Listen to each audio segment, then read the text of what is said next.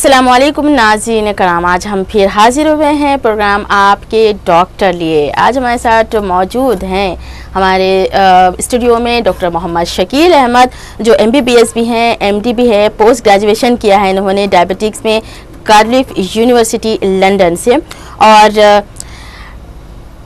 Diabetic management में इन्होंने किया है टॉप, जो कि जॉसलिन हार्वर्ड यूनिवर्सिटी है, और पोस्ट ग्रेजुएशन इन्होंने चेन्नई से किया है जो कि डायबिटोलॉजी है, और सिक्किम यूनिवर्सिटी से उन्होंने किया है, और फेलोशिप इन्होंने डायबिटिक में किया है चेन्नई से, और डायबिटिक में डिप्लोमा किया है, और डिप्लोमाज इन जेस्टेशनल जो कि प्रेगनेंसी में डायबिटिक होती है उसमें भी इन्होंने चेन्नई से डिप्लोमाज लिए, यानी कि बहुत सारे डिप्लोमाज और बहुत सारे फेलोशिप इन्होंने लिए हैं, बहुत सारी यूनिवर्सिटी से इन्होंने टॉप किया है। तो आज हमारे स्टूडियो में उनका खैर मकदम करते हैं डॉक्टर मोहम्मद शकील अहमद, जो कि अब हम बात करेंगे स्पेशली डायबिटिक और ओबेसिटी पर, और आज हम ख़ास तौर पर ये मौजूद छेड़ना चाहेंगे कि मेटाबॉलिक सिस्टम क्या होता है। अस्सलाम वालेकुम डॉक्टर साहब, पहले तो बहुत बहुत आपका खैर मकदम है हमारे स्टूडियो में। हम हमेशा बात करते हैं डायबिटिक और ओबेसिटी की, तो अब मैं ये चाह रही हूँ कि मेटाबॉलिक जो होता है सिंड्रोम, वो उसके बारे में आप कुछ थोड़ा सा हमारे नाज़रीन को। जी ज़रूर। अस्सलाम वालेकुम। देखिए, जैसा मैंने बताया था कि एक सिंड्रोम का मतलब होता है एक कलेक्शन ऑफ डिजीज़ेस, यानी कि अगर एक से चार चीज़ें अगर एक पेशेंट में हमें दिखती हैं, चाहे वो पेशेंट में हो या ना हो, जैसा कि डायबिटीज़ हो या ना हो, या BP हो या ना हो, लेकिन अगर थोड़े ऐसे क्राइटेरियाज होते हैं, अगर वो क्राइटेरियाज अगर कोई पेशेंट में हमें दिखता है, या कोई आदमी या औरत में दिखता है, या लड़के में दिखता है, या बच्चों में दिखता है, तो हम इसे मेटाबॉलिक सिंड्रोम में करार दिया जाता है। जैसा कि मैं आपको बता दूं कि थोड़े ऐसे वर्ल्ड क्लास ऑर्गेनाइजेशंस हैं जो मेटाबॉलिक सिंड्रोम को डिफाइन करते हैं, यानी कि ऐसे कौन से लोग को हम मेटाबॉलिक सिंड्रोम का करार दिया जा सकता है। देखिए, पहली चीज़ तो अगर हम देखें कि WHO यानी कि वर्ल्ड हेल्थ ऑर्गेनाइजेशन, वो ये क्या कहता है, यानी कि WHO का कहना ये है कि अगर हम 6 क्राइटेरियाज अगर हम कह दें कि अगर 6 क्राइटेरियाज में अगर 3 क्राइटेरिया अगर ये पेशेंट में दिखता है, तो हम उसे मेटाबॉलिक सिंड्रोम कहते हैं। यानी कि अब हमें ये जानना ज़रूरी है कि ये 6 क्राइटेरिया क्या होते हैं। देखिए, नंबर 1 क्राइटेरिया अगर हम बात कर लें ब्लड प्रेशर की, और अगर ब्लड प्रेशर जिसका 130/90 अगर ग्रेटर है, अगर बढ़ के है, यानी कि उसका BP 130 से 90 अगर ज़्यादा बतलाता है, तो वो एक क्राइटेरिया होता है।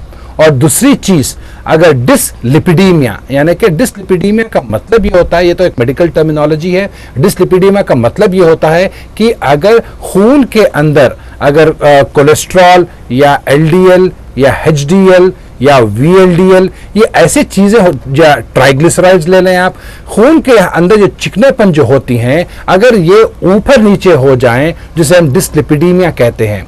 जैसा कि अगर हम ट्राइग्लिसराइड्स की अगर हम बात करते हैं, अगर जो आदमी जब लिपिड प्रोफाइल करवाते हैं, अगर उनका ट्राइग्लिसराइड लेवल्स अगर ग्रेटर देन 150 बतलाता है, और जो गंदा चिकनापन है, और अगर जी ज़रूर। अस्सलाम वालेकुम। वालेकुम सलाम जी, कौन कहाँ से बोल रहे हैं, क्या पूछना चाहते हैं? जी जी, क्या पूछना चाहते हैं आप डॉक्टर साहब से? बच्चा मेरा 10 साल का है, उल्टियाँ कम नहीं हो रही। अच्छा, कब से हो रहा है ये? तकरीबन 3 महीने से है। 3 महीने से हो रहा, पूरे डॉक्टरों को बताया मैं, हर पूरा इलाज कराया, अभी तक कम नहीं हो रहा। ये उल्टियाँ हो रही हैं तो डेली रेगुलर हो रही हैं, सुबह शाम या किस वक्त हो रही हैं? अच्छा, निकाल दे रहा। हाँ, और कुछ पूछना? उनका कुछ एंडोस्कोपी वगैरह करवाया? एंडोस्कोपी वगैरह कुछ करवाया है आपने उनका? हाँ, पूरे कराया था, खून का महीना भी कराया, अभी क्या नाम है, संदास पूरा, ये नहीं, दिमाग का भी पूरे इलाज कराया। एंडोस्कोपी पेट में पाइप डाल के देखे क्या? जी, वो एंडोस्कोपी जो होता है पेट में पाइप डाल के जो चेक करते हैं, वो किया है क्या? वो भी चेक कराया, 50 रुपए में वो भी चेक कराया। तो क्या हुआ उसका? क्या निकला उसका रिजल्ट, क्या बताया? नॉर्मल है बता रहा। नॉर्मल बता रहा है। अच्छा, तो क्या वेट है बच्चे का? हाइट, वेट कितना है बच्चे का? वजन कितना है? 21 किलो है। देखो, वजन 21 किलो है। जी। तो ये उल्टियाँ जब भी खाना खा रहे हैं हो रहा है, या कोई स्पेशल खाना खाने पर हो रहा है? मतलब कुछ एनर्जी वगैरह, एलर्जी कुछ है? डेली हम हर वक्त यही हो रहा है उनके साथ? कुछ भी नहीं है। हाँ, कल गारंटी भी लेके आया था, उसके बाद नीलापर भी लेके आया। ओके, सब तरफ लेके गया, कुछ कमी नहीं हो रहा है। ठीक है। क्या देते हैं उनको खाने में आप? खाने में तो हर चीज दे रहे हैं आप, डॉक्टर जो बोल रहे हैं वो दे रहे हैं। तो और कुछ पूछना है? ठीक है, बताते हैं क्या करना है आपको, क्या इसका इलाज? अस्सलाम वालेकुम। देखिए ये क्योंकि 10 इयर्स के एज ग्रुप में आते हैं ये, तो मैं ये ज़रूर कहूँगा कि जो पीडियाट्रिक गैस्ट्रोएंटरोलॉजिस्ट हैं, यानी कि जो इसमें जो महारत रखते हैं, यानी कि उनको आप बताएं, क्योंकि इसे प्रोजेक्टाइल वॉमिटिंग कहते हैं, यानी कि कुछ भी खाने से जब हम वॉमिट्स आ जाती हैं तो या तो कोई ऑब्स्ट्रक्शन होना चाहिए पेट के नीचे के हिस्से में, ये तो डायग्नोस करने पर ही मालूम चल सकता है। और ये पीडियाट्रिक जो गैस्ट्रोएंटरोलॉजी जो स्पेशलिस्ट होते हैं पेट के, शायद उनसे अगर आप राब्ता रखें या उनसे आप जाके बताएं तो वो एक्सपर्ट ओपिनियन आपको दे सकते हैं। मैं क्योंकि ये 10 इयर्स की एज के हैं तो मैं ये पीडियाट्रिक का इन्वॉल्वमेंट हो जाता है, आप उनसे ही कंसल्ट करें। जी हाँ, डॉक्टर साहब कह रहे हैं कि बच्चों के जो डॉक्टर होते हैं वो ख़ास तौर पर जो गैस्ट्रोलॉजी जो होते हैं, पेट के जो डॉक्टर होते हैं बच्चों के लिए ख़ास तौर पर, उनसे अगर कंसल्ट रखें तो आप फ़ायदा ज़्यादा होगा, डॉक्टर साहब का ये कहना है। जी डॉक्टर साहब, आप बात कर रहे थे जी मेटाबॉलिक सिंड्रोम की। तो अगर हम यहाँ पर अगर ये बात लेके जाएं कि मेटाबॉलिक सिंड्रोम को, जैसा कि 3 में से 6 क्राइटेरिया अगर किसी में आते हैं, यानी कि बीपी जिसका 130/90 अगर ज़्यादा होता है, या ट्राइग्लिसराइड लेवल्स अगर, यानी कि खून का जो चिकनापन होता है अगर वो ग्रेटर देन 150 अगर नज़र आते हैं, और तीसरी चीज़ अगर उनका बहुत ही इंपॉर्टेंट चीज़ जो हम बात करते हैं वो है मोटापन, यानी कि अगर आदमी में अगर ग्रेटर देन 37 इंचेस अगर कमर का साइज होता है या जी जरूर। अस्सलाम वालेकुम। हाँ, अस्सलाम वालेकुम। वालेकुम सलाम जी, कहिए कहाँ से बोल रहे हैं? से बात कर रही हूँ। ओके जी, मेरी हाइट है 5 है जी, वेट है 60 है। ओनली 5 है? जी हाँ, 5। ओके, 5 इंचेस और 60 वेट है आपका? हाँ, 60 वेट है। मेरा फर्स्ट डिलीवरी में मेरे बच्चे का डेथ हो गया था और शुगर आ गई थी मेरे को, तो मेरे बच्चे को भी चले गई थी वो शुगर। सेकेंड डिलीवरी में मेरे को शुगर आ गई थी। अभी मेरे को डॉक्टर्स वेट कम करना बोले, मैं जिम भी ज्वाइन करी। मैं ज्यादा राइस नहीं लेती हूँ, रोटी लेती हूँ, 2 टाइम रोटी खाती हूँ मैं, सुबह शाम फुल्की खाती हूँ मैं, लेकिन फिर भी मेरा वेट नहीं कम हो रहा। मैं डॉक्टर साहब के क्लिनिक आना चाहती हूँ, मेरा वेट लॉस हो सकता। जी हाँ, आपकी उम्र क्या होगी और कितने बच्चे हैं आपको? मेरे को एक बेटा है, 10 महीने का है मेरा बच्चा। अच्छा। और मेरी एज है 26 साल है मेरी। अच्छा, आपने वेट आपका बताया है 60 किलो? हाँ। मैं जिम भी ज्वाइन करी मैं, और मैं हर्बल लाइफ प्रोडक्ट भी यूज करी मैं, लेकिन उससे कुछ भी नहीं कम हो रहा। अच्छा, ठीक है। ये बताइएगा कि शुगर आपको कितनी रह रही है अभी फिल वक्त? अभी मेरे को डिलीवरी में ही आई थी 2 टाइम, अभी मेरे को शुगर नहीं है। ओके, ठीक है। स्पेशलिस्ट हैं डॉक्टर साहब जो प्रेगनेंसी में जो शुगर आ जाती है उसके, तो पूछते हैं, बहुत आपको फायदा होगा। बीबी अस्सलाम वालेकुम। जैसा आपने बताया कि आपको 2 बार भी 2 डिलीवरीज में भी आपको शुगर आई थी, जिसे मेडिकल टर्मिनोलॉजी में जेस्टेशनल डायबिटीज कहते हैं, यानी कि 24 से 24 टू 28 वीक्स में जब शुगर डिटेक्ट होती है तो उसे हम जेस्टेशनल डायबिटीज कहते हैं।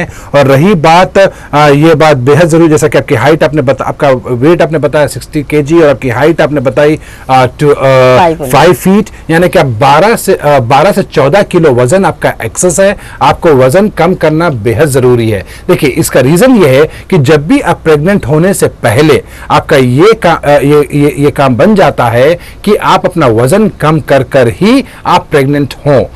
उसका रीजन ये है कि जब हम ओबेसिटी की बात जो करते हैं तो ओबेसिटी में इंसुलिन रेजिस्टेंस ज्यादा हो जाता है, और first to second trimester of pregnancy में, यानी कि पहले आप ये लगा सकते हैं कि 20 हफ्ते तक आपका जो इंसुलिन रेजिस्टेंस जो होता है, यानी कि बॉडी का इंसुलिन रेजिस्टेंस, इंसुलिन सेंसिटिविटी बढ़ी रहती है, और 20 हफ्ते के बाद आपका इंसुलिन रेजिस्टेंस बढ़ जाता है, जिसकी वजह से आपको डायबिटीज यानी कि GDM यानी कि जेस्टेशनल डायबिटीज का आना लाजिम हो जाता है। अब होता यह है कि जब हम वजन कम कर लेते हैं तो आपका इंसुलिन रेजिस्टेंस कम हो जाता है, आपको शुगर आने के चांसेस कम हो जाते हैं।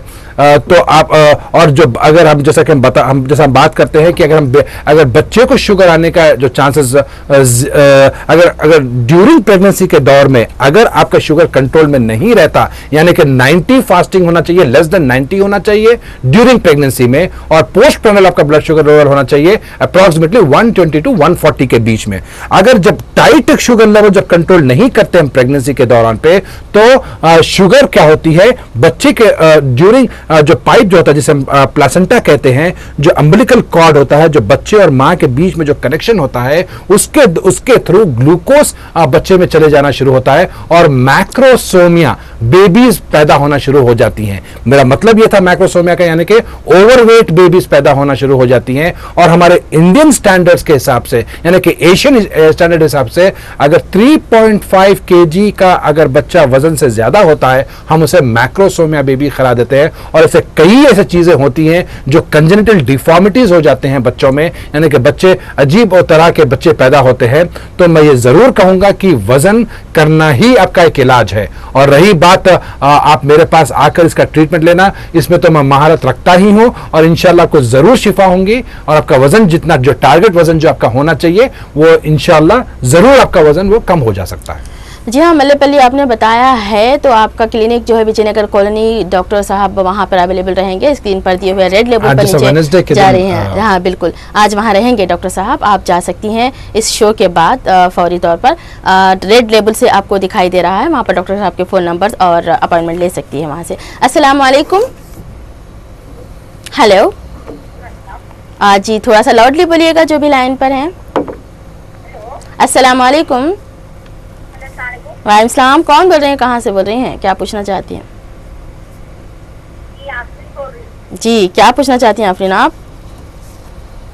हैदराबाद से, साईनगर से बोल। हाँ बिल्कुल, डॉक्टर साहब से क्या पूछना चाहती हैं? जी, वो मेरा ना वेट बढ़ता जा रहा है और वेट भी ना ज़्यादातर बाहर आ गया है। ओके, क्या गया? पेट। जी, और कितना वेट है आपका, हाइट कितनी है, उम्र क्या होगी आपकी, एज? उम्र मेरी 25 साल है, हाइट और वेट का मुझे पता नहीं क्योंकि मैंने कभी कराई। फिर भी कुछ अंदाजा तो होगा आपका, या औसत है या बहुत ज्यादा लंबी हैं आप, या फिर 5 फीट 4 3? अभी मतलब मेरी, जी जी, क्या पूछा? हाइट के बारे में थोड़ा सा बता देंगे आप तो बेहतर रिजल्ट हम तो आपको दे पाएंगे। हाइट मीडियम है मेरी हाइट। मीडियम है, यानी कि 5'3" या 5'4" हम कह सकते हैं। चलिए, वेट कितना है आपका? वेट कितना है, वजन कितना है अभी आपका? वेट मेरा याद नहीं है वेट। अपने आप को मोटा महसूस करती हैं या बहुत ज्यादा पतला महसूस करती हैं? हाँ, नहीं बहुत मोटापा महसूस करती हूँ। ओके, ठीक है। कोई खास इन्फॉर्मेशन ये नहीं दे पाई हैं, तो वजन बढ़ रहा है। जी बीबी अस्सलाम वालेकुम। जैसा आपने बताया, आपने क्योंकि आपके कोई फिगर्स आपने बिल्कुल नहीं बताया, जैसा कि आपकी हाइट कितनी है आपको पता नहीं है, आपका वेट कितना है, बस आपको ये पता है कि आपका वजन काफ़ी ज़्यादा बढ़ रहा है और ख़ास तौर पे पेट पे। देखिए, मैं एक चीज़ बात बता दूं कि इसका मतलब ये होता है कि आपका जो फैट एक्यूमुलेशन जिसे हम कहते हैं, यानी कि जिसे विसरल फैट जिसे वर्ड दिया गया है, यानी कि जो चर्बी जो पेट के हमें ये देखना ज़रूरी है कि पेट के अंदर की चर्बी, आपकी पेट के आतराफ या जो ऑर्गन्स जो होते हैं वहाँ की चर्बी बढ़ी हुई है, या आपका स्किन के नीचे जो चर्बी होती है या वो चर्बी बढ़ी हुई है। तो हमें ये एस्टिमेशन हम कर लेते हैं, जब हम क्लिनिक पे पेशेंट आता है तो हम ये देखते हैं, और जिसकी वजह से जो फैट एक्यूमुलेट होता है, ये चर्बी जिसे हम विसरल फैट कहते हैं, ये फैट हमें बेहद जरूरी हो जाता है कि हम इसे कम करें। जी, यहाँ पर टमी पे चर्बी क्यों आती है वो हम बात करेंगे। कॉल लेते हैं। अस्सलाम वालेकुम। जी वालेकुम सलाम। कौन साहब, कहाँ से बोल रहे हैं, क्या पूछना चाहते हैं? जी जी, बोलिए, क्या प्रॉब्लम है आपकी? मेहरबानी करके गुजारिश ये है जी कि वो भी चैनल अल्हम्दुलिल्लाह रब्बिल आलमीन, अल्लाह का एहसान है कि शहर हैदराबाद सिकंदराबाद में मारूफ हो चुका है। जी शुक्रिया। उसके अलावा ये ऐसे बड़े हॉस्पिटल जैसे गांधी हॉस्पिटल है, उस्मानिया हॉस्पिटल है, वहाँ पर अपने रिपोर्ट को जरा 8 दिन में 1-2 बार भेजिए ताकि छोटे मोटे आदमियों को परेशानी ना हो सके। अच्छी बात है, ठीक है, इंशाल्लाह। मैं आपको यहाँ पर मुसलमान जाते हैं वहाँ भेदभाव हो जा रहा है। जी हाँ, जी हाँ, आपकी तजवीज़ पर हम ज़रूर गौर करेंगे, इंशाल्लाह उस पर अमल भी किया जाएगा। एक दायरा बनाइए आप उस्मानिया हॉस्पिटल और गांधी हॉस्पिटल में। जी जी, कि सामने वाला गलती करने से पहले कि भाई मैं भाई ये लोग चैनल वाले यहाँ पर है बल्कि। जी हाँ, बिल्कुल, बहुत अच्छे आपने। जैसा जहाँ देखते बुरखा बुरखा देख जाती वहाँ पर खैर बात चीज हो जा रही है। क्योंकि आप लोग अगर करेंगे तो लोग बोलेंगे जी, छोटे मोटे इतने क्या ऐसे पिटते रहेंगे। जी जी, बिल्कुल। तो आप वहाँ किस सिलसिले में गए थे, आपको कोई प्रॉब्लम है? हमारे वाला का एक ऑपरेशन था। जी जी, अच्छा, ठीक है, इंशाल्लाह ज़रूर हम गौर करेंगे आपकी तजवीज़ पर। बहुत बहुत शुक्रिया कॉल करने का। आप अपने ताल्लुक से डॉक्टर साहब से।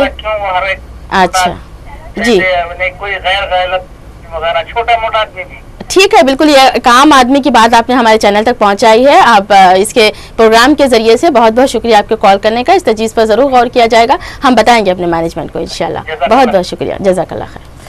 जी, बहुत सारे हॉस्पिटल्स में बेपरवाही होती है, तो इसके ताल्लुक से ये याद दहानी कराना चाह रहे थे।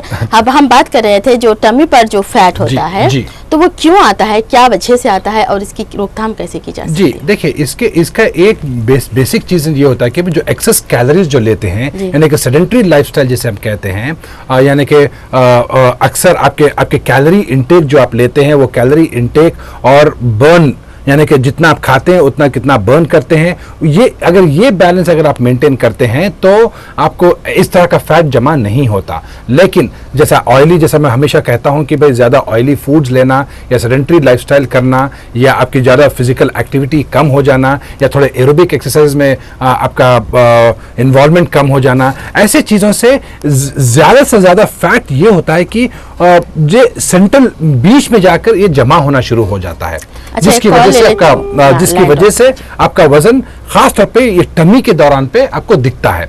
जी, बहुत ज़्यादा पानी पीने से क्या इसका सोल्यूशन निकल सकता है, या फिर बहुत सारे लोग खाते पीते या पानी ज़्यादा नहीं पीते इसलिए कि उनका पेट बाहर आ जाता है, तो क्या इसका देखिए सुन्नत तरीका तो जैसा है कि हम खाने से पहले एक गिलास पानी पिए या 2 गिलास पानी पिए और खाने के बाद हम पानी पिया जाए। पानी से आपका वजन से कोई कोरिलेशन होता नहीं है, ये जनरली एक वाटर रिटेंशन होता है, पानी ठहरता है, लेकिन इसका कोई मोटेपन से इसका कोई ताल्लुक ही नहीं है। हाँ, लेकिन इन बिटवीन मील्स जो कहते हैं, यानी कि खाना खाते वक्त जब भी हम मील्स देते हैं उसके दौरान में हमें पानी नहीं पीना चाहिए। ये बेरियाट्रिक बोर्ड प्रोटोकॉल्स भी होते हैं, यानी कि न्यूट्रिशनल प्रोटोकॉल्स भी होते हैं, और सबसे बड़ी अहम चीज इस्लामिक प्रोटोकॉल्स भी यही हैं कि हम खाने से पहले 2 गिलास पिएं और खाने के बाद पिएं, ताकि हमारा जब खाने के बीच में जब दौरान में जब खाना खा के जब पानी पीते हैं तो एकदम पेट का जो एक्सपेंशन होता है, जो उसकी जो इलास्टिसिटी होती है, वो बढ़ने के चांसेस बढ़ जाते हैं।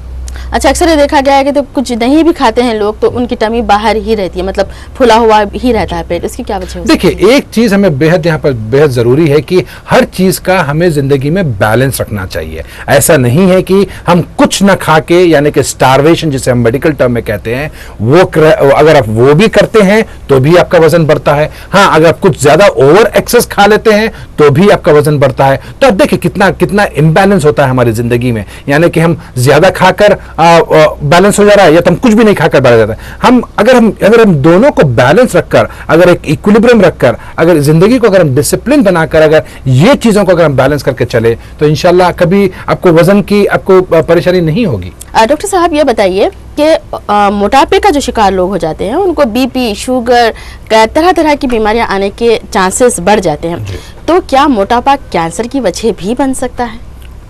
बहुत ही अच्छा सवाल आपने पूछा कि मोटापन कैंसर की वजह बन सकता है या नहीं। बिल्कुल, बहुत ही इसका डायरेक्ट लिंक होता है। जैसा आपने बताया कि मैं आपको एक बता दूं कि जब एक्सेस कैलोरीज हम लेते हैं तो एक्सेस कैलोरीज में 3 चीज़ें आपको, जितना भी हम कंजम्पशन ज़्यादा होता है, हमारे को ओबेसिटी बढ़ने की शिकायत बढ़ जाती है, डायबिटीज़ बढ़ने की शिकायत बढ़ जाती है और हाइपरटेंशन बढ़ने की शिकायत बढ़ जाती है। अब होता यह है कि एक बहुत ही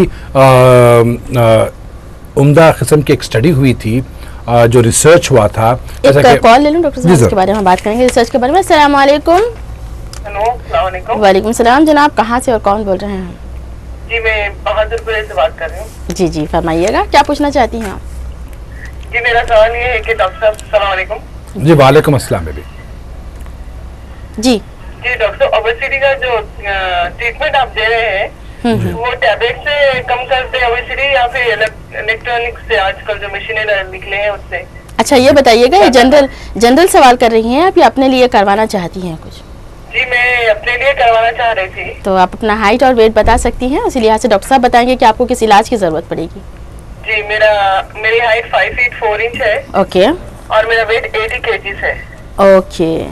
अभी मेरी डिलीवरी हुई है। तो मैं बाद में 1-1.5 महीना हुआ सिजेरियन से। ओके। अब उसके लिए कितना गैप, इलाज के लिए जरूरी कितना गैप है ये जानना था। तो वेट आपका पहले से बढ़ा हुआ था या? जी मेरा वेट मेरे 14 ईयर्स से ही बढ़ा हुआ है। ओके। 14 ईयर्स की थी तब से बढ़ा। अभी मेरी एज जो है 30 ईयर्स है। Okay okay. अच्छा वेट के साथ साथ आपको बीपी शुगर वगैरह कुछ है?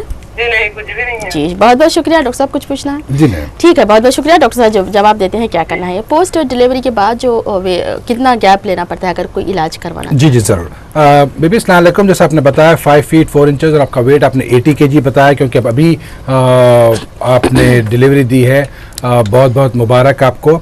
और रही बात आपके वज़न की, आप 24 किलो आपका वज़न ज़्यादा है। और मैं ये ज़रूर कहूँगा कि पोस्टमार्टम यानी कि डिलीवरी के बाद आप अपना वज़न कम करना चाहिए। किस तरह से? यानी कि आप कोई पहली तो चीज़ पोस्टमार्टम के बाद डिलीवरी, जब तक आप ब्रेस्ट फीडिंग करती हैं यानी कि बच्चे को बेबी को जब तक दूध पिलाती हैं, जब तक आपको इस किस्म का इलाज मैं नहीं दूंगा, क्योंकि अलाउड नहीं है। मतलब एटलीस्ट मिनिमम आप 1 साल अगर आप जब भी आप ब्रेस्ट फीडिंग बच्चा ऊपर के दूध पे जब आ जाता है यानी कि डिपेंडेंट हो जाता है, उस टाइम आप ट्रीटमेंट स्टार्ट कर सकती हैं, क्योंकि अभी तो बच्चे को माँ की दूध की सख्त ज़रूरत पड़ती है। तो बल्कि मैं ज़रूर कहूँगा कि 7-8 महीने तक आप अपने बेबी को दूध पिलाएं, ब्रेस्ट फीड करें, और इस दौरान तक आपको कोई ट्रीटमेंट की ज़रूरत नहीं है।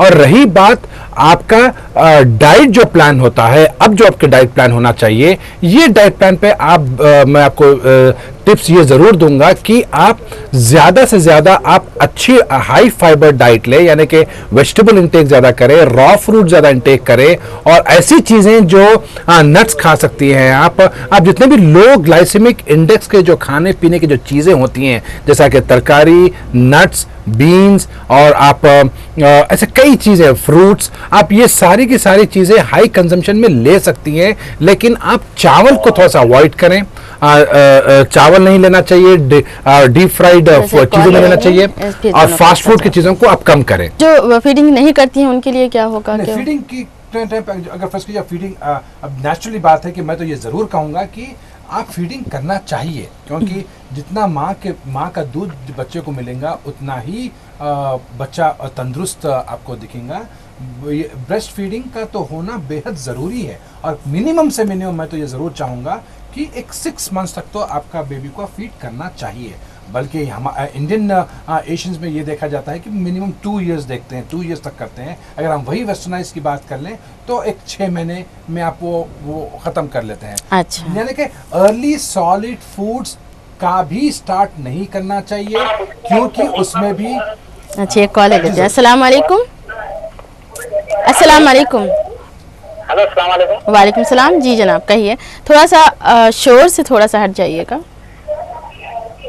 टीवी का वॉल्यूम थोड़ा सा कम कर, टीवी का वॉल्यूम थोड़ा सा कम कर लीजिए। जी जी फरमाइएगा, कितना है वेट आपका? मेरा वेट जो है ना 85 है मैडम। कितना? 85 वेट है आपका। और हाइट और एज? मेरी एज जो है ना मैडम 21 है। ओके 21 है। हाइट कितनी होगी जनाब? 5'8" है मैडम। 5'8" है। 85 वेट है और 5'8" हाइट है आपकी। ओके, क्या पूछना चाहते हैं आप? जी तो मैं मतलब थोड़ा वेट बढ़ के है मैडम मेरा। जी हाँ, थोड़ा नहीं ज़्यादा ही बढ़ के है। तो क्या करते हैं आप इसके लिए? एक्टिविटीज़ क्या है आपकी और क्या डाइट लेते हैं आप? जी मैं कॉलेज करता हूँ मैडम। तो कॉलेज बाइक से जाते हैं या बस से जाते हैं? जी बाइक पे जाते हैं। कुछ वॉकिंग वगैरह करते हैं आप? जी वॉकिंग वगैरह, जिम वगैरह ज्वाइन करते हैं आप? नहीं जिम ज्वाइन नहीं करता मैडम। ओके ठीक है, बताएंगे डॉक्टर साहब आपको क्या करना है। शुक्रिया। बेबी इससे पहले जो पेशेंट जिसका था, जिसे जी हाँ, सांस फूल जी हाँ, रही थी बिल्कुल। और उनका वजन 50 किलो बताया, उन्होंने अपनी हाइट नहीं बताई। 50 नहीं 80 किलो बताया था। 80 किलो? जी हाँ, 80 किलो बताया था। तो इसमें मैं एक ज़रूर बात यहाँ पर करूँगा, क्योंकि नेचुरल बात है, अगर हाइट अगर मुझे मालूम होती तो मैं आपका एग्जैक्ट वज़न आपका कितना एक्सेस है वो बता सकता था, लेकिन क्योंकि आप फील कर रही हैं कि काफ़ी ज़्यादा वज़न आपका बढ़ गया है, तो ये बात सीधी सीधी है कि जब वज़न बढ़ जाता है तो सांस फूलना स्टार्ट हो जाती है। और ये बता रही थी कि इनके पीरियड्स भी इरेगुलर है, जो 3-4 महीने में। जी जी, देखिए अब यहाँ पर जैसा कि इनके वेट गेन होने से आपका बैक एक शुरू हो जाते हैं, नी पेन शुरू हो जाते हैं, घुटनों में दर्द शुरू हो जाता है, हील पेन शुरू हो जाती है, ऑस्टियोआर्थराइटिस का भी शिकार है। जी बिल्कुल, उसका शिकार हो जाती हैं। और वजन, क्योंकि यहाँ पर इनके अगर हम देखें तो इनके पीरियड्स भी स्किप हो जाते हैं, यानी कि 2-4 महीने तक आते नहीं हैं। मैं ये ज़रूर कहूँगा कि यहाँ पर मुझे इंडिकेशन ये है कि आप एक TSH का टेस्ट करवा लें, यानी कि थायराइड वगैरह है या नहीं है, हमें वो देखना ज़रूरी है। और दूसरी चीज़ यहाँ पर, क्योंकि इनके पीरियड स्किप होते हैं, तो हमें PCOD की तरफ भी हमारा इशारा हम तवज्जो देना चाहिए। PCOD यानी कि वही पानी के बुलबुले जो बच्चेदानी के अतराफ जो गोलों पे जो आ जाते हैं, जिसकी वजह से मोटापन बढ़ता है, या मोटेपन की वजह से PCOD हो सकता है, या PCOD की वजह से, क्योंकि पानी के बुलबुले जब आपके बच्चेदानी के अतराफ के जो गोलों के पास अगर आ जाते हैं तो उसकी वजह से मोटापन बढ़ सकता है, जिसमें पीरियड्स का स्किप हो जाना, या चेहरे पे बाल आ जाना, या एक्नी हो जाना, या इनफर्टिलिटी की शिकायत हो सकती है। तो ये चीज़ें हमें बेहद ज़रूरी है। ये मामूली आप अल्ट्रासाउंड करके भी देख सकती हैं, लेकिन ज़रूरी नहीं है कि अल्ट्रासाउंड में ये चीज़ें दिखें। बाज़ वक़्त सब क्लिनिकल चीज़ें हो जाती हैं, बाज़ वक़्त हमें अल्ट्रासाउंड पे दिखती नहीं। तो यहाँ पर इन्हें बेहद ज़रूरी है कि ये वज़न कम करें, क्योंकि 80 किलो यानी कि बहुत ही ज़्यादा होता है। और लाजमी बात है कि अगर हम इंडियन स्टैंडर्ड्स के, अगर औरतों की अगर हम हाइट को देखें तो उतनी हाइट तो होती नहीं है, क्योंकि 5'3", 5'2" अगर हम लेकर चले, 5'4" भी लेकर चले, तो भी 20 से 25 या 30 किलो वज़न इनका ज़्यादा है। तो जैसा ही इनका वज़न कम हो जाता है, तो ये इस पर कई रिसर्च हो चुकी हैं, कई स्टडीज़ मैंने कई बार अपने कई शोज़ में बताया है कि अगर 1 किलो वज़न हम कम कर लेते हैं तो हमारे हार्ट के प्रॉब्लम्स हो जाना, या किडनी पे इफेक्ट होना, या हमारे जॉइंट्स पे इफेक्ट होना, ये सारी की सारी चीज़ें 30 से 40% कम हो जाती हैं। और रही बात दूसरा जो बहुत ही काफ़ी यंग पेशेंट थे, जो 21 साल उन्होंने बताया, उनकी हाइट 5 फीट 8 इंचेस बताई और उनका वज़न 85 kg बताया, तो मैं इनसे ये ज़रूर कहूँगा कि इनका वज़न लगभग ऑलमोस्ट 20 किलो वज़न ज़्यादा है। और मैं ये ज़रूर कहूँगा कि इन्हें जो टीन एज ओबेसिटी जो अब जो जिसके शिकार हैं, ये एक बेहद एक तरह का मैं ये कहूँगा कि एक तरह का एक बॉम्ब लेके फिरते हैं। मतलब एक बहुत ही एक पॉइजन चीज़ जो फैट आज के दौर में बहुत ही ख़तरनाक चीज़ हो चुकी है, क्योंकि इन्हें इंसुलिन रेजिस्टेंस के आने के चांसेस बढ़ जाते हैं। इंसुलिन रेजिस्टेंस का मतलब मेरा ये है कि इन्हें ऐसे बच्चे, जो टीनेज के जो बच्चे जिसे मोटापन के शिकार होते हैं, इन्हें डायबिटीज़ बहुत ही कम उम्र की एज में डायबिटीज़ आने के शिकार हो जाते हैं, BP की शिकायत हो जाती है। थोड़ा रोकना चाहेंगे डॉक्टर साहब, एक कॉल ले लेते हैं, दोनों का जवाब एक साथ देंगे। अस्सलाम वालेकुम। जी वालेकुम सलाम। जी वालेकुम सलाम, फरमाइएगा कहाँ से बोल रहे हैं, क्या पूछना चाहिए? जी बोलिएगा। करने के लिए क्या करना चाहिए डॉक्टर से पूछना था। हाइट 5 फीट 2 इंच है। ओके, क्या है वेट कितना है आपका? वेट थोड़ा सा टीवी की वॉल्यूम कम कर दीजिए प्लीज। जी जी, उससे बहुत ज्यादा डिस्टरबेंस होता है। वेट 35 है मैडम। 35 ओनली। एज क्या होगी आपकी?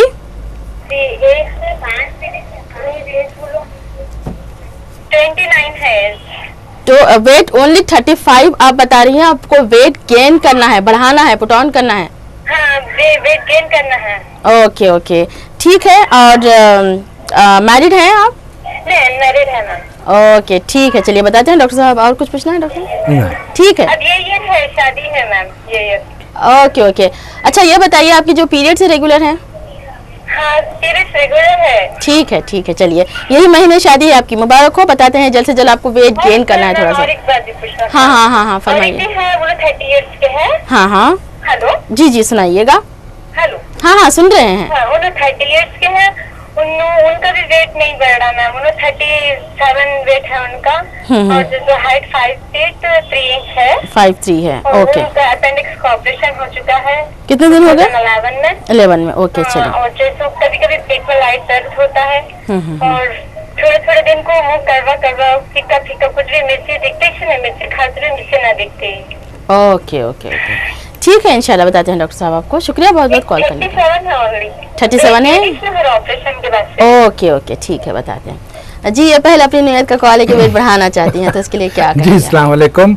देखिए जैसा आपने बताया आपका वेट 35 kg बताया, आपकी हाइट 5 feet 2 inches बताई, आपके हाइट के हिसाब से आपका वजन 52 kg होना चाहिए। आप 35 के लाइन के लगभग 14 to 15 kgs आपको वेट बढ़ाना चाहिए। देखिए वेट बढ़ाने का मतलब मेरा ये नहीं होता कि आप जो चाहे वो खा लें, यानी कि इसका मतलब ये नहीं कि आप जो चिकनापन आपके खाने वगैरह में जो आता है वो खा सकती हैं। जी बिल्कुल नहीं, चाहे वो वेट बढ़ाने में हो चाहे वो वेट घटाने में हो। मैं ये ज़रूर यहाँ पर आपको कहूँगा कि आप जो चाहे वो खा सकती हैं, लेकिन चिकनापन नहीं, तलन की चीज़ें नहीं। हाँ, दूसरे जो चावल वगैरह या थोड़े आप मतलब ग़िज़ा में जो भी चीज़ है आप खा सकती हैं, लेकिन चिकनेपन को कम कर यहाँ पर कह दूँ। और दूसरे जो इनके पेशेंट जो और दूसरे जो हैं वो उन्होंने 37 वेट बताया, और उनके हाइट के हिसाब से उनका वजन होना चाहिए लगभग 54 kg, यानी कि उन्हें 17 किलो वजन बढ़ाना चाहिए। तो दोनों के लिए भी यही बात कहूँगा कि आप जो चाहें वो खा सकते हैं, चिकनापन कम करें, डीप फ्राई चीज़ें मत खाएं, फास्ट फूड चीज़ों पर ध्यान न दें, लेकिन फिजिकल एक्टिविटी जो होती है, देखिए फिजिकल एक्टिविटी से आपकी टोनिंग होती है, आपकी बॉडी का मेटाबॉलिज्म सही रहता है, आपके बॉडी की जो इंटरनल हेल्थ होती है वो सही होती है। तो मैं ये ज़रूर कहूँगा कि आप अपनी फिजिकल एक्टिविटी को जारी रखें ताकि आप तंदुरुस्त रहें। आप अच्छे जो चाहे चीज़ें खा सकती हैं, कोई जितनी क्वांटिटी में चाहे खा सकती हैं, लेकिन आप तलन की चीज़ें और जो चिकनापन की चीज़ें और डीप फ्राई की चीज़ें ना खाएं। ठीक है, कॉल लेते हैं। अस्सलाम वालेकुम। अस्सलाम वालेकुम। वालेकुम सलाम। जी जनाब। मेरी उम्र 45 एज है। ओके। मेरा नाम मोहम्मद अयूब खान है। जी अयूब साहब। हेलो। जी जी सुन रहे हैं अयूब साहब, आपको फरमाइएगा, क्या पूछना चाहते हैं आप? मेरा वेट जो है 90 kg होने आ रहा। 90 किलो, ओके। हाइट क्या होगी आपकी? कम होने के लिए क्या करना? हाइट क्या होगी आपकी? मेरी हाइट है 5 feet 9 inch। 5'9" है आप। अच्छा, कहाँ से बोल रहे हैं? आपको शुगर बीपी वगैरह की कोई शिकायत है? बीपी है। बीपी है, कितना है? नॉर्मल रहता है या हाई लो रहता है? हाई रहता है या लो रहता है? हाई रहता है, ओके। जी जी जी। अच्छा ये बताइए कहाँ से बोल रहे हैं आप? बहादुरपुरा से बात कर रहा हूँ। बहादुरपुरा से बात कर रहे हैं। और कुछ पूछना है डॉक्टर साहब?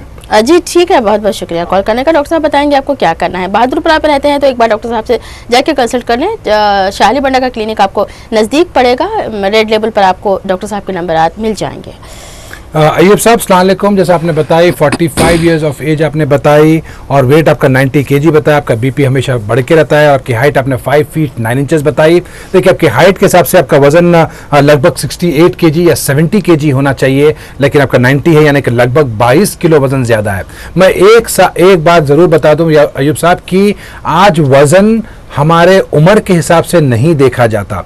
आज प्रोटोकॉल्स अलग हैं, गाइडलाइंस अलग हो चुकी हैं। ये अमेरिकन बेरियाट्रिक बोर्ड के जो गाइडलाइंस हैं, या आप किसी दुनिया के कौन से भी कोने के अगर हम गाइडलाइंस की अगर हम बात करते हैं, चाहे वो WHO की बात कर लें, या NCEP की बात कर लें, या IDEP की बात कर लें, या आप अमेरिकन डायबिटिक एसोसिएशन की बात कर लें, या एंडोक्राइनोलॉजी की बात करें, किसी तरह की भी सोसाइटी का आज प्रोटोकॉल ये है कि चाहे उम्र कितनी भी हो, लेकिन हमें 10 से 15% हमारे वजन कम करना चाहिए। यानी कि मैं आपकी बात जरूर कह दूं कि 22 किलो बहुत ज्यादा होता है, और क्योंकि आपका बीपी अनकंट्रोल होता है। और मैंने अभी बात कही थी कि जब हम एक्सेस कैलोरीज लेते हैं तो 3 चीजें हमारे बॉडी में बढ़ने के चांसेस बढ़ जाती हैं। एक यानी कि मोटापन बढ़ता है, दूसरी चीज आपका डायबिटीज बढ़ने के चांसेस बढ़ जाते हैं, और जिसे बीपी होता है, ऑलरेडी जो बीपी एग्जिस्टिंग होता है उसके बीपी के चांसेस और दवाई पे 1+1+1 उनके डोजिंग सिस्टम बढ़ जाती है। तो मैं ये जरूर कहूंगा कि आपका जितना भी एक्सेस कैलोरी इनटेक होता है आप वो कम करना चाहिए, और फिजिकल एक्टिविटी आपकी बढ़ानी चाहिए। और मैं खाने पीने पे तो हमेशा कहता ही रहता हूं कि जितने भी एरोबिक एक्सरसाइज होते हैं, या वॉकिंग होती है, या ब्रिस्क वॉकिंग। जी जरूर। आखिरी कॉल ले लेते हैं, उसके बाद हम कंटिन्यू करेंगे बात को। अस्सलाम वालेकुम। हेलो अस्सलाम वालेकुम। जी फरमाइएगा, कौन और कहाँ से बोल रही हैं आप? हेलो अस्सलाम वालेकुम। वालेकुम सलाम जी, कौन जनाब? हैदराबाद से बात कर रहा हूँ। अभी आपका टीवी प्रोग्राम देखा था। जी फरमाइएगा, क्या पूछना चाहते हैं? हाँ, तो आपने वेट गेन करने के लिए अभी जो खातून से मुखातिब होके बताया था। जी जी जी जी जी सुन रहे हैं आपको। हाँ, तो डॉक्टर साहब ने बताया था कि कोई भी चीज खा सकते हैं, चिकना वगैरह से परहेज रखिए।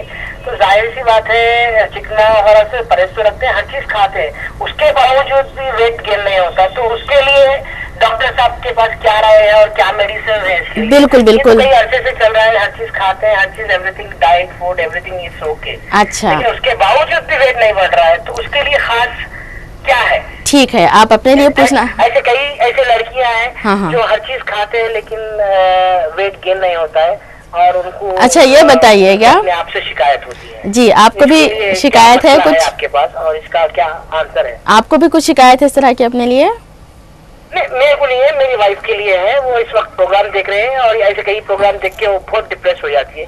ओके, रहते हैं, खाली कुछ बताते नहीं है। नहीं बिल्कुल बताएंगे आपको, आपकी बताते हैं बिल्कुल। खाना कितना खाएंगे, खाना खाए बाद में भी मोटे नहीं हो रहे हैं। ठीक है, बताएंगे कि क्या करना है आपको। जी डॉक्टर साहब, मैं आखिर में आपसे यही पूछना चाह रही थी कि ये तो सब खाते पीते हैं, उनको पता ही है कि क्या क्या उनको खाना चाहिए। उसके अलावा भी वेट गेन करने के लिए आपके पास कोई दवाएं वगैरह है या आपके पास इसका तरीका इलाज क्या है, ये थोड़ा सा इस पर बता दीजिएगा। अस्सलाम वालेकुम। मैं माफ़ी चाहता हूँ कि आपको मैं प्रॉपरली इस चीज़ का शायद आपको मैसेज नहीं मिला, लेकिन यहाँ पर मैं ज़रूर कहूँगा कि वज़न गेन करने के मेरे पास बिल्कुल इलाज है और इसका इलाज मैं करता भी हूँ और मेरे पास ऐसे कई पेशेंट्स हैं माशाल्लाह से जिसे शिफा मिली है। और इसका होता ये है कि देखिए, ख़ास थोड़े पाउडर्स वगैरह होते हैं जो हाई प्रोटीन डाइट पाउडर्स होते हैं, जिसके अंदर आपको ऐसे कंटेंट्स होते हैं जिससे वज़न बढ़ता है, और मैं मेडिसिन का भी इस्तेमाल करता हूँ। दोनों चीज़ें कंबाइंड में देता हूँ ये दोनों चीज़ों के लिए, और इंशाल्लाह मेरे ऐसे कई पेशेंट्स हैं जो वेट गेन करते हैं। आपने बिल्कुल दुरुस्त फरमाया कि हर चीज़ जो खाते पर भी वज़न नहीं गेन होता, लेकिन आप इंशाल्लाह आप आए मेरे क्लिनिक को, अल्लाह चाहता आपको भी शिफा मिलेगी इंशाल्लाह। आपने बताया नहीं कि आप कहाँ से बोल रहे हैं। आपको क्लिनिक डॉक्टर साहब के अवेलेबल रहेंगे टोली चौकी और बंजारा हिल्स, विजयनगर कॉलोनी, शाहली बंडा और महबूब नगर में भी डॉक्टर साहब अवेलेबल होते हैं, बिदर में भी अवेलेबल होते हैं जुमेरात के दिन। तो रेड लेबल पर जा रहा है डॉक्टर साहब का number, phone number, address, clinics वगैरह सभी अपॉइंटमेंट के लिए आप उनसे रब्ता कर सकते हैं। तो ये थी हमारी आखिरी कॉलर। उम्मीद है कि सबको अपने अपने तशफ़ी बख्श जवाब मिल चुके होंगे, इस वादे के साथ कि आप तंदुरुस्त रहेंगे, आप खुश रहेंगे और सेहत के साथ रहेंगे। हम भी दुआ करते हैं आपके लिए, आप हमारे लिए दुआ कीजिएगा। तो अगले हफ्ते आने के वादे के साथ हम डॉक्टर साहब से विदा लेते हैं और प्रोग्राम को यहीं ख़त्म करने की इजाज़त चाहते हैं। बहुत बहुत शुक्रिया डॉक्टर साहब आपका तशरीफ़ आवरी का। तो नाज़रीन, अगले हफ्ते हम इंशाल्लाह फिर आएंगे, तब तक के लिए सारी टीम को दीजिएगा इजाज़त। खुदा हाफिज़।